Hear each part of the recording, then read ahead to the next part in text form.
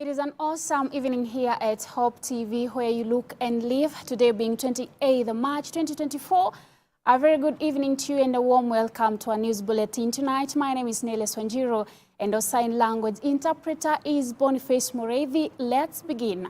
President William Ruto has officially launched the WRC Safari Rally 2024 competition at the Kenyatta International Convention Center, KICC, in Nairobi. Speaking before flagging off the racing cars, Ruto said the prestigious motor racing event comes as a special Easter holiday gift to millions of families to bond over a thriving spectacle. He assured that Kenya has made world-class preparation to provide top-notch racing grounds and fun activities during the shakedown starting today until Sunday, March 31st. On his side, CS Ababuna Mwambas of Sports said this is a great milestone to Kenya's sport. The drivers deplored their dominance against their foreign counterparts in a special show in Kasarani area today before heading to Naivasha, Nakuru County, where the main races will take place. The second round of the car racing competition is set for tomorrow, Friday, in the areas of Loldio, Jodhamo, and Kedong for 2 rounds. On Saturday, racing fans will be entertained starting from Soisambu area to Elementaita and Sleeping Warriors for 2 rounds. We are delighted to have and to continue the partnership we have with the FIA and the WRC. We are absolutely happy, glad to have Kenya as one of only 13 rounds of the World Rally Championship Series, and indeed the only one on the African continent. We want to assure our partners, the FIA and the WRC, that we cherish this partnership and will continue to work together to improve this amazing product, the special, iconic Safari Rally. The Safari Rally global impact cannot be overstated. Through the years, it has remained in the lead as the WRC broadcasts in over 150 countries around the world. Last year, it attracted an encouraging viewership of 80 million. And this year, we expect to do it even better and reach 100 million viewers around the world. Along with the universal excitement with which this rally is charged, we must recognize the other beneficial economic effects that accrues as a consequence of events of this magnitude. Moving on to Turkana County, banditry and livestock theft has been a prevalent problem in the North Rift. Turkana County recording a 6,800 livestock loss in the past 6 months. This has led to an increased number of administrative units in the region so as to have government security enforcement infrastructure closer to the people. Speaking in Lodwar Interior, CS Kithure Kindiki urged the relevant Constituency Development Fund CDF committees to support the finalizing of the infrastructure for the offices of officers to allow speedy operationalization of the already gazetted administrative units, a move that will ensure and enhance security. Brian Mogambi with the report.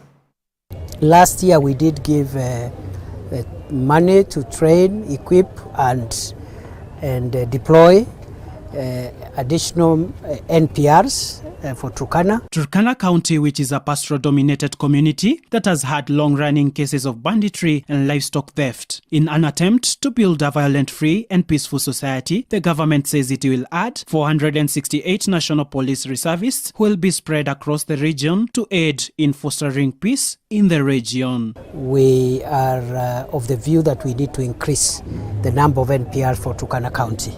And therefore, I have asked the security team to work with other stakeholders and ensure that we add the number of NPRs within Turkana County by 468. In a consultative forum, Interior Cabinet Secretary Kithure Kindiki and members of parliament from the region have made deliberations on the finalization of the infrastructure for the officers' premises to allow speedy operationalization of the already gazetted administrative units, all meant to enhance security and bring critical government services closer to the people. We are also going to increase the number of administrative units so that we can have government security enforcement infrastructure closer to the people. I have asked the county security team again to supervise a public participation exercise and generate proper minutes, working together with the political leaders so that we can have more units for this area. Following a recent attack and loss of lives in the region during a livestock theft, the government is set to add modernized equipment to help run the operations in the region and also minimize casualties among law enforcement officers. County security and intelligence team have also been directed to begin a recovery process of the stolen livestock as the government works towards complete suppression of banditry. I commissioned a number of armored personnel carriers and mine-resistant ambush-protected vehicles, and some of them are destined for this area, and within the weekend we will get additional armored vehicles to enforce the law here and to fight banditry so that our teams of officers are not exposed, because in the past we have lost officers because of traveling in vehicles that are not protected. Kindiki has also revealed that President William Ruto and Ugandan President Yoweri Museveni are set to tour the region 2 months from now with the view to have a general resolution on the cross-border issues. About 42 Kenyans have reportedly been jailed in Uganda are also set to be released. The South Turkana National Reserve, identified as bandits' hideout, is also set to be cleaned out as it has been termed as a disturbed area by the government. Reporting for Newswatch, I am Brian Mugambi. Many thanks, Brian Mugambi, for that report. And now on to illicit drill fight that is ongoing in the country. Deputy President Rigathi Gachagua has lauded sports as one of the major activities that is aiding to the fight against illicit drill in the country. Speaking at he hosted top athletes and Adidas Kenya at the official residence in Karen, Nairobi, the DP said the involvement of the youth in sporting activities has seen challenges on alcoholism in the country decrease. Alice Diana tells us more. Deputy President Rigathi Gachagua, who has been leading the war against illicit brews, says that the government has registered tremendous progress in the ongoing fight. Among the tactics the government is deploying to eliminate the vice is encouraging the youth to take part in useful, healthy activities such as the various sporting activities. In doing so, the Deputy President has highlighted the government's commitment in enhancing sports facilities in the country. Sports is very important. I want to thank you and encourage you to continue. Hii maneno ya mchezo ndio imetutolea pombe kwa watu na madawa ya kulevya na mambo ya depression, the way you have said. You know I'm leading the fight against alcoholism and drug abuse in the country. And I am not going back because we are almost losing an entire generation. But fighting alone is not enough. We need to back it up with sports facilities. Hiyo kama sasa hapa Kapsabet hiyo stadium tunaishughulikia. Pale Eldoret 64 stadium tunashughulikia. Pale Kamarini tunashughulikia. and also we are going to work with the Governor Sang. Zile viwanja dogo dogo pia. The DP also lauded the sporting community for the role they play in promoting nationalism and unity among Kenyans. He noted that sports have helped to fight tribalism. You know, hii maneno ya athletics ndio inamalizanga ukabila Kenya. Many times, many people talk about Kikuyus, colleges, Jaluo, nini, wanakiongea tu. Lakini siku ya Olympics, saa ile mtu wetu anashinda, hakuna mtu anaongea Mkale nani, nasema Mkenya. People are so proud of our country. So pia inatusaidia kumaliza mambo ya ukabila. The athletes sought the national government intervention through the DP in addressing the issues of elections in athletics Kenya. Gachagua assured them that the issue will be addressed. I agree the issue of elections in athletics Kenya is a thorny issue and we are going to sort it out. I do agree with Doris that hatutaki could destabilize mambo ya preparation ya Olympics. I will discuss with CS Ababu to goje kidogo so that we are done away with the Olympics. Once tumemaliza, tukirudi kuanzia August tuanzane na hiyo maneno, si ndio? Alice Diana, Hope TV Newswatch. A very good move by the government, hoping that all the stakeholders will take part to end and curb the menace of illicit drill in the country. Thank you so much, Alice Diana, for that report. And now on to Bungoma County. The Bungoma County Governor Ken Lusaka has urged local residents to cooperate with Kenya Revenue Authority KRA officers in paying taxes, noting that the low tax collection by the county government shows that the residents are not complying with the law. Governor Lusaka added that there have been reported challenges by the KRA field officers. Speaking after receiving tax payment reports by the private organizations, the governor said digitizing the tax collection process is highly recommended to boost the collection. The chairman of the private organizations, Ezekiel Odeo, said they intend to collect a minimum of Kenya shillings 2 billion per year to support development projects. And like I've gone to counties, I went to Nairobi County, I've been to Murang'a. Actually, the governor can monitor everything on his phone. It's true. That is where we want to go. That even when I'm in Mapera, when I'm in London, I can be able to tell that there are vehicles that have parked in Bungoma. It's true. And there are 10 vehicles and revenue is being generated. Something that we are all determined on source revenue is what is going to save us. Because this shareable revenue, you have seen the challenges. As we speak now, yesterday is when the allocation, the disbursement for January came in. We are at the tail end of March. So if we had not if we had not made arrangements with the banks, we would not have even paid salaries. This place would not be governable. People will be all running all over, we will not be doing anything. So we really need to enhance our revenue. And when you look at the Bungoma County, it's one of the richest counties in the Republic. We want this, but when the share of revenue comes, we are getting 944 million from Nairobi. Salary is how much? 483. We remain with? And the cash is 51. And the cash is 51 million. Cash is 51 million. So the money is reducing. It looks big on paper, but now when you sit down to calculate, we remain with only about 250. We want roads once. We have pending bills. Health is there. They are saying we want to buy drugs. Before you do, people are saying they want lights, fertilizer. We want seeds. Now, whom do you give? And now we focus on matters climate, where the African non-state actors and representative of the Pan-African Climate Justice Alliance, PASJA, have weighed in on the recent decision to relocate to Santiago Network on Loss and Damage. The network plays a crucial role in supporting development countries in minimizing and addressing the loss and damage caused by the climate change. However, the decision to move its operation to Geneva has been widely criticized by the actors, who have termed it an unjust and unorthodox, as Kate Andiego reports. Members of the Pan-African Climate Justice Alliance, PACJA, have expressed disappointment with the decision made by the advisory board of the Santiago Network on Loss and Damage that selected Geneva, Switzerland as the secretariat host of the Santiago Network on Loss and Damage. The Santiago Network on Loss and Damage aims to support developing countries in averting, minimizing, and addressing loss and damage caused by climate change. Its mandate includes facilitating access to knowledge, resources, and technical assistance needed to address climate risks comprehensively. Philip Kilonzo, who leads the policy and advocacy work of PACJA, said the move is an epitome of global injustice and another one of the Global North's power-hungry strategies to dictate how decisions on how to respond to climate change are made. The board, in its analysis, turned a blind eye on what the network is meant to deliver, further concentrating institutions of climate governance, particularly on loss and damage in the north.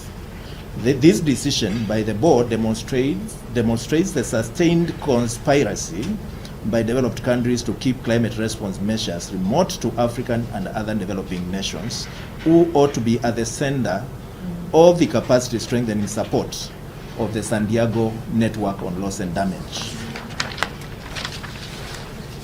We are aggrieved by the hosting rights for a platform which embodies a struggle of communities at the front line of climate crisis and whose location should symbolize the very palpable rationale of tackling loss and damage as once again be unjustly snatched from and deserving developing country through clandestine nevivorous process of manipulation, carrot dangling, and intimidation. Kilonzo has also pointed out that Nairobi was recommended as the optimal location to host the network through scientifically proven methodologies that shortlisted it, while Geneva came third. Hence, Nairobi should rightfully be the host as determined by objective criteria rather than subjective preferences. In the assessment process, UNOPS and UNDRR strongly recommended Nairobi as optimal location for the hosts of the network based on their thorough analysis using scientifically proven methodologies from a short list of various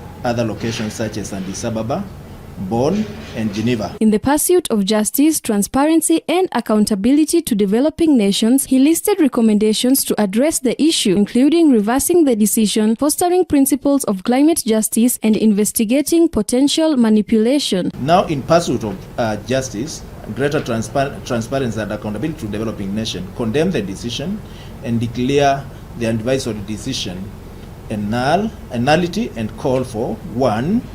Overwhelming condemnation in the strongest possible manner, the apparent subversion of laid down procedure by the advisory board, and call upon appointing authorities, especially those from Africa and other developing countries, to investigate the possibility of collusion, carrot dangling, and manipulation by industrialized countries.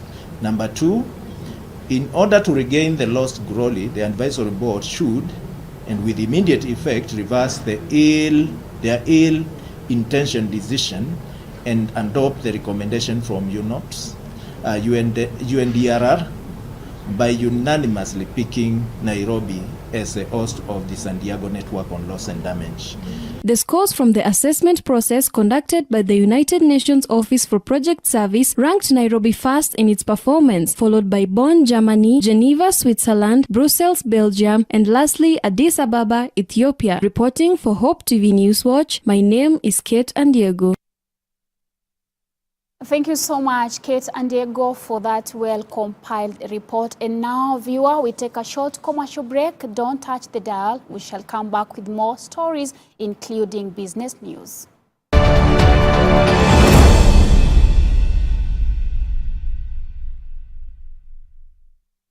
And through that journey, that's when I realized, of course, because my friends would still come to visit me and how I would behave around them, made me think, who ever takes care of the deaf people?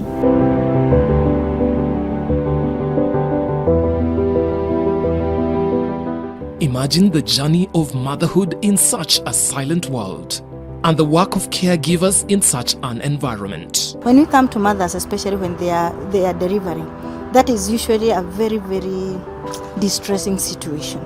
So you may find that mother who is having a baby, the fact that they are in pain, they may not be able even to communicate. Join Dolly Mwirigi Mbuvi in this special feature on motherhood in a silent world this Sunday at 7 p.m. and 9 p.m. only on Hope TV.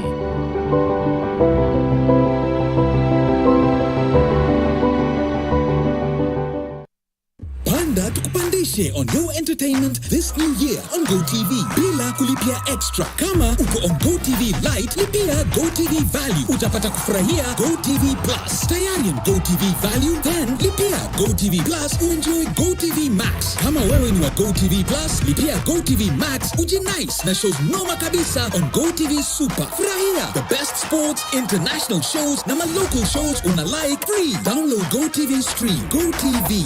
Love it.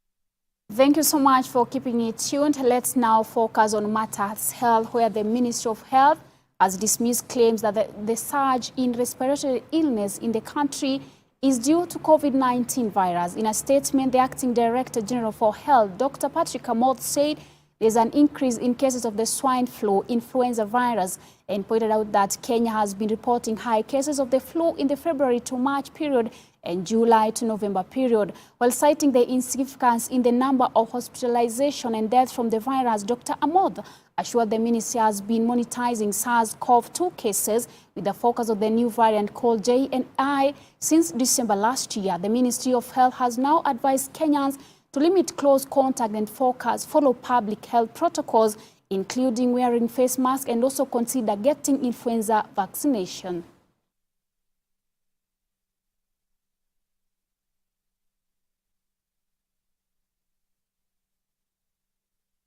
And now the Prime Cabinet Secretary Musalia Mudavadi has warned civil servants over slow delivery of services to Kenyans, cautioning that the insufficiency and legal free being reported among them was being witnessed in the management of public affairs. Speaking when he chaired a National Development Implementation Committee meeting at his office, Mudavadi said the trend was slowing down and pending the delivery of key government services.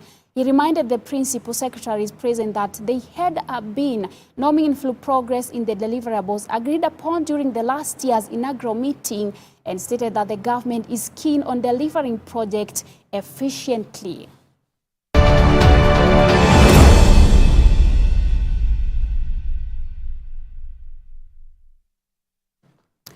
And now we move to Langas in Eldoret, where we have sad news that several families in Langas Estate on the outskirts of Eldoret town are counting losses worth hundreds of thousands following a fire incident that burned down their houses. The fire is said to have been on result of an electric fault which destroyed 8 wooden houses, leaving over 30 people homeless. Some of the affected families who spoke to the media said the fire started while they were away at work and they could not salvage anything from the houses. Wasin Gishu firefighters managed to contain the fire and prevent it from spreading to other nearby wooden houses. The affected families have now called on well-wishers to come out and offer any kind of support, including items of clothing and bedding. Speaking at the same time and in the scene on fire, former Huruma Member of County Assembly Lucy Chomba expressed the need of locals to be sensitized on how to respond to fire incidents. Kiini cha moto imesemekana ni stima. Ni stima imesababisha hiyo moto, lakini tumeweza kuidhibiti juu tumeona moto imekuwa kubwa, tumeweza kukata hiyo mambo yote ya stima, ndio moto ikakuwa kidogo, lakini hata tukijaribu yote imekuwa imeenda to an extent that haiwezi zimika. If you look at the rubbles, you can see people are looking if they can secure even a document that is still remaining. Everything, original documents are into ruins. Nobody can secure a job here because there is nothing you can save. Fire has eaten everything. And I want to thank the county government for coming to rescue. Though they came, this time they really tried to come, but moto na upepo ilikuwa uncontrollable. We could only save some few houses hapa yenye tulimwaga maji, but it was beyond our help, but wakadhibiti moto. Now what is left, I had to cut hata hiyo line tumekata ya stima. It was going that far. Mtoto yangu amebaki bila vitabu, anasoma Wareng, amebaki bila nguo, ana uniform, juu anakuwa na uniform 3 sasa yote imeungua, amebaki na yenye yako naye. Niko na wajukuu, nilikuwa nao hawana hata nguo, sasa yenye wako tu nayo uniform peke yake. Mimi nilikuwa job, nikaitiwa nyumba inaungua. Sasa tunaomba serikali na watu wenye wanaweza tusaidia, watusaidie. Hakuna chenye imebaki, hatuna mahali pa kulala. Mtoto ako tu hivyo na uniform kwa mwili. Very sad, hoping that the well-wishers will intervene and help the affected. And from Uasin Gishu County, we now head to West Pokot County, where a police officer in West Pokot County is on spot for allegedly assaulting and torturing a man inside a cell at Kapenguria police station over bribery claims. The victim, whose private parts, leg and abdomen were injured and suffered from brutal beatings, was left nursing severe injuries and unable to walk. Nelson Masame, a 38-year-old father of 4, said he was arrested as he undertook his normal duties as a public service driver along the Kitale-Kapenguria on the 20th of March this year. Mosami says while carrying passengers aboard his vehicle, he missed a notification from a lady who had boarded the vehicle at Kesogon Stage B and wanted to alight at Talau Junction. Kutoka makutano nikaelekea Kitale, nilikuwa bweru wa afya. Kafika Kitale, ndeni nikangojea laini, karudi. Niliporudi kutoka Kitale, ndeni nikafika makutano mwendo wa saa 12:30. Ndipo nilipofumaniwa na maafisa wa polisi ya kwamba nina makosa nahitajika niwe kwa police station. So niliposhikwa, nilipelekwa, nikaandamana hadi na drivers wenzangu watatu kiwemo Jack na mwingine anaitwa Kipchumba, tukaelekea kule police station.